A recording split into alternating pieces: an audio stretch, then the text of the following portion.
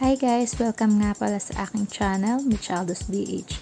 So, today, ituturo ko kung paano ang paglipat ng playlist sa inyong watch later. Para to sa mga hindi marunong makipag watch to watch. So guys, napakasimple lang. Turuan ko kayo. So, i-open lang natin yung YouTube application. So, pag na-open na natin siya, meron na tayong mga napanood, 'di ba? So ayan, kailangan muna nating linisin tong watch later. So para sa isang bagsakan lang, pindutin niyo yung 3 dots dun sa taas. Then remove watch videos. Press remove. So ayan, isang bagsakan lang, tanggal na lahat yung mga watch videos nyo. Then dito na tayo sa history.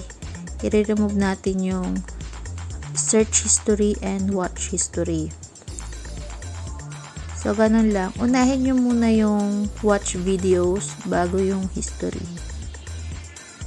So, ayan. Malinis na guys. Pwede na tayong maglagay ng watch later. Ready na siya. Next naman, kailangan natin yung link para sa master playlist. So, andun yun sa mga group na sasalihan nyo. So, puntahan ko lang yung aking GC.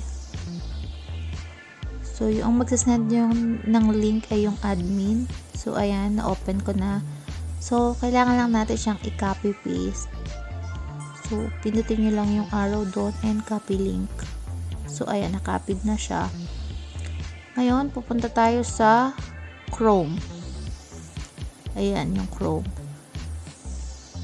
Then, ang gagawin na natin ay pindutin yung 3 dots sa taas at desktop mode. At ipe-paste na natin yung ating link. So, ayan. Na-open na siya, guys.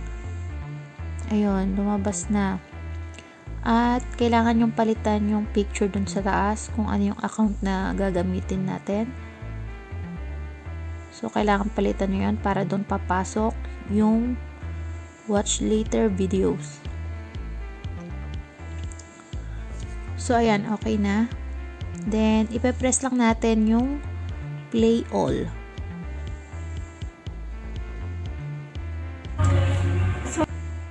So, ayan, stop muna.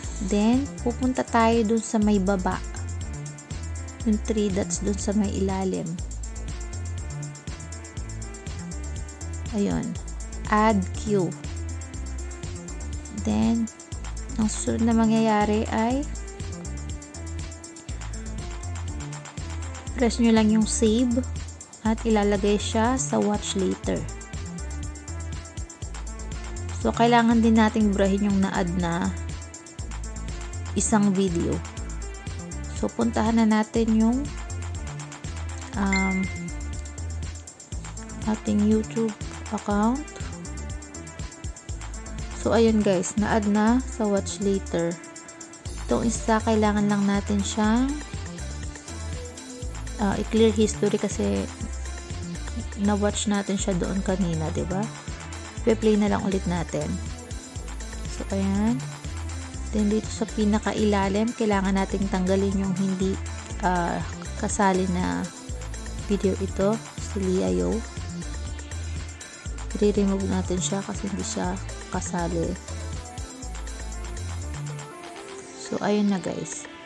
Ganun lang kasimple ang paglipat ng playlist sa inyong watch later. So, ready na kayo para sa pakipag-watch to watch. So, thanks for watching guys. Please like and subscribe to my channel. Thank you so much. Hope you like my videos. See you next time.